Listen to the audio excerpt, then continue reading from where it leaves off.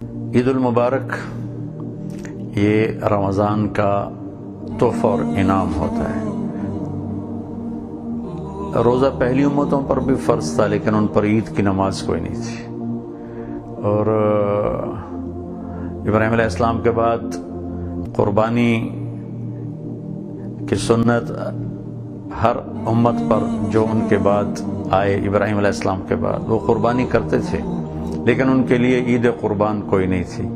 ہمیں اس امت کو اللہ نے خاص طور پر یہ دو عید، خوشی کا موقع۔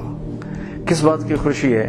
کہ اللہ نے ہم سے رمضان کے روزے رکھوائے، رات کی تراویح پڑھائی، ہمارے سارے گناہ معاف کر دیے۔ رمضان جل جانا، اس میں سارے گناہ اللہ تعالیٰ جلا دیتا ہے۔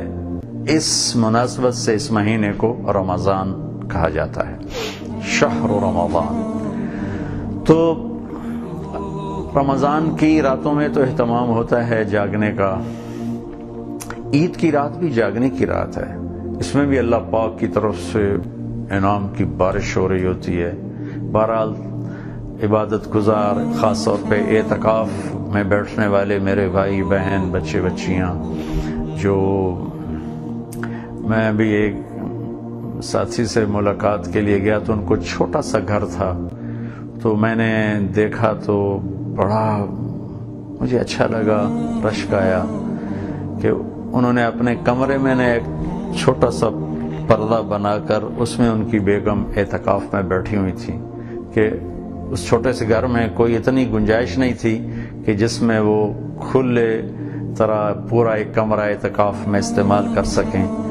تو مجھے بہت ان پہ رشک آیا کہ اللہ تعالیٰ تیرے بندے بندی ایسے ہیں جو اتنی تنگی میں بھی تجھے راضی کرنے کے لیے جوش جذبے کے ساتھ عمل میں مصروف ہیں۔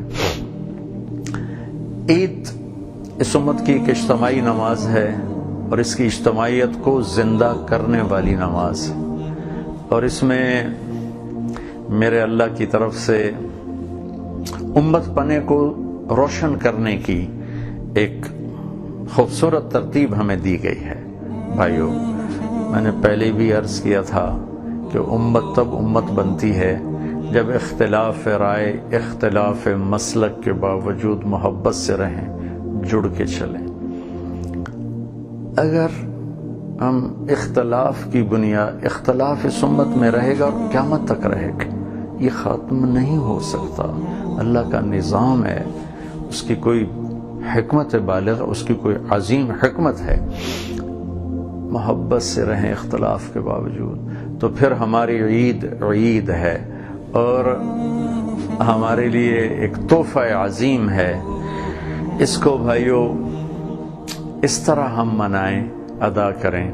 اگر کسی سے لڑے ہوئے ہیں، کسی سے ناراض ہیں، کسی سے بائیکاٹ ہے، کسی سے نفرت ہے، کسی سے نہیں بولتے، کسی پر گلایا ہوا ہے، اس کو معاف کر کے خود ہی جا کے اس سے مل لیں، خود ہی اس کو فون کر دیں، اور اپنی عید سے پہلے اپنے سینے کو صاف فرما دیں۔ میں آج پھر اس حدیث کو دہراؤں گا جو میں ہر بیان میں دہراتا ہوں، کہ میرے بیٹے انس، میری ایک عظیم الشان سنت ہے، عظیم الشان، سبحان اللہ، یہ لفظ مجھے یہیں یاد ہے اور کہیں یاد نہیں۔ عظیم الشان، میرا نبی کے ہر سنت ہی عظیم الشان، لیکن جس کو وہ خود کہیں عظیم الشان، وہ کیا چیز ہوگی؟ اگر تو سنت سے پیار کرے گا تو مجھ سے پیار کرے گا، مجھ سے پیار کرے گا جنت میں میرے ساتھ ہو جائے گا۔ جنت کا مل جانا بھی بہت بڑی چیز ہے، لیکن جنت میں اللہ کے حبیب کا ساتھ مل جانا جنت سے بھی بڑی چیز کا بیٹا وہ یہ ہے، ان استطعت ان تصبح وتمسی وليس في قلبك غش لأحد فافعل۔ بڑے پیار سے بات کی، میرے بچے، میرے چھوٹے بیٹے، ان استطاعت، اگر تو کر سکے۔ اس میں اشارہ ہے مشکل کام ہے، کرنے میں تمہیں تکلیف آئے گی، لیکن دیکھ تمہیں ملنے والا کیا ہے۔ تمہیں صرف جنت نہیں، جنت میں تمہیں اپنے نبی کا پڑوس ملنے والا ہے۔ وہ یہ ہے کہ صبح و شام، دن رات، ساری زندگی اپنے دل کو دنیا کے انسانوں کی نفرت سے صاف کر دینا، صاف کرتے رہنا، کھوٹ سے صاف کر دے۔ ان تصبح و تمسی، صبح شام صبح شام صبح شام۔ اور میں قربان جاؤں، میرے نبی رحمت للعالمین ہے، رحمت للمسلمین نہیں ہے۔ آپ نے کیا بات کی؟ فرمایا ساری دنیا کے لے احد، یہ نہیں کہا کہ للمسلم للمسلمہ، ایمان والا ایمان والی، اسلام والا اسلام والی، لے احد، پوری دنیا میں جتنے انسان ہیں سب سے اپنے دل کو صاف کر دے، سب کی نفرت حقارت نکال دے، سب کے لیے کھوٹ نکال دے۔ تو میرے بیٹے یہ میری عظیم الشان سنت ہے۔ میرے بھائی بہنوں، اپنی عید مناؤ اس حدیث کو لے۔ سیویاں تو ہر کوئی کھائے گا، مٹھائیاں بھی کھائے گا، اور سنت بھی ہے میٹھا کھانا، اہتمام کرو، کوئی بات نہیں، عید میں لو، کوئی بات نہیں، خوشی کا دن ہے، کپڑے خریدو، کپڑے پہنو، اچھے پہنو، قیمتی پہنو، سارے کام کرو، لیکن دل کو بھی ایک برانڈڈ چیز دو۔ یہ برانڈ تو دنیا کے ہیں جن کی کوئی حیثیت نہیں، میں آپ کو اپنے حبیب کی برانڈڈ چیز دے رہا ہوں، وہ ہے میرے نبی کی حدیث، میرے نبی کا تحفہ۔ وہ کیا ہے؟ دل کو صاف رکھنا۔ لوگ زیادتی بھی کریں گے، صاف رکھو، تھوڑی دیر گلہ آئے ختم کر دو، لوگ برا چاہیں گے، صاف کرو صاف کرو صاف کرو۔ یہ میرے نبی کا برانڈ ہے، اس پر سوال نہیں۔ یہ برانڈڈ جوتے 4 دن کے بعد دھکے کھا رہے ہوتے ہیں، پرانے ہو جاتے ہیں کہ ان کو پوچھتا کوئی نہیں۔ میرے حبیب کا برانڈ وہ ہے جو ہر آنے والے دن میں اس کی آب و تاب، چمک دمک 1400 سال پہلے جیسی تھی، 1400 سال بعد بھی ویسی ہے، 14000 سال بعد بھی ویسی ہوگی، اور اصل قیمت اس کی اللہ لگائے گا میدان محشر میں، اور میرا حبیب لگائے گا میدان محشر میں۔ وہ گلے لگا کر اپنے ہاتھوں سے جام کوثر پیش کرے گا، سارے تھکیڑے ہی دور ہو جاؤں، لڑائیاں یاد ہی نہیں رہنیاں، چیتا ہی نہیں رہنا کسے او آکھے تو او آکھے۔ ہمارے دیہاتی لوگ کہتے ہیں اساں تاں جی لیکا چھک چھڑیا، میں تو اپنے پتروں نو آکھیا ہے میری منجی نو بھی ہاتھ نہ لاون دے وچ۔ کیا ظلم و ستم کی بات، اساں تاں جی بات سننا دے گلی چوں میں نہیں ٹپنا۔ یہ ہے جی احمقانہ باتیں ہو رہی ہیں، مر جانے والے کے کیا جھگڑے، کیا لڑائیاں۔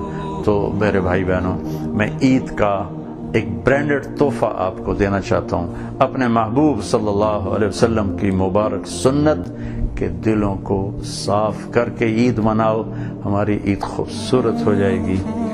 عید کی خوشی ہم کیوں مناتے ہیں؟ پہلے میں یہ تھوڑا سا واضح کر دوں کہ رمضان کا مہینہ اللہ نے پورا ایک ہمارے لیے خوشی کا مہینہ بنایا ہے، جس میں اللہ کی جنت کے دروازے کھول دیے جاتے ہیں، جہنم کے بند کر دیے جاتے ہیں، شیطان قید کر دیے جاتے ہیں، جنت کو روزانہ سجایا جاتا ہے، اللہ کا عرش پہلے آسمان پہ آ جاتا ہے، اللہ کی طرف سے اعلان ہو رہا ہوتا ہے، کوئی بخشش چاہنے والا، کوئی حاجت مانگنے والا، فرض 70 فرضوں کے برابر ہو جاتا ہے، اور نفل فرض کے برابر ہو جاتا ہے، اور نفل اور فرض کا فرق اتنا بڑا ہے کہ قیامت تک 2 رکعت نفل پڑھتا رہے تو فرض رکعت کے ایک سجدے کے برابر نہیں، اور اس میں جو مر جاتے ہیں اہل ایمان، ان کا حساب نہیں ہوتا، ان کو قبر میں منکر نکیر نہیں آتے، اللہ تعالیٰ ان کو معاف فرما دیتا ہے۔ اس طرح 29 دن رات یہ سلسلہ چلتا ہے، اور آخری رات پھر اللہ تعالیٰ اعلان فرماتے ہیں کہ میرے بندوں نے رات کو قیام کیا، یعنی تراویح کی نماز پڑھی، دن میں روزہ رکھا، تو میں نے اس پر ان سب کی بخشش فرما دی۔ تو اس خوشی میں پھر ہم سب مل کر اللہ کی بارگاہ میں شکرانے کے مل کر 2 نفل ادا کرتے ہیں، اور اللہ کا شکر ادا کرتے ہیں کہ یا اللہ تیرا شکر ہے تو نے ہمارے گناہوں کو معاف فرمایا، جہنم کو ہم پہ حرام کیا، جنت کو ہم پہ واجب کیا۔ اصل تو عید کی خوشی کی یہ وجہ ہے۔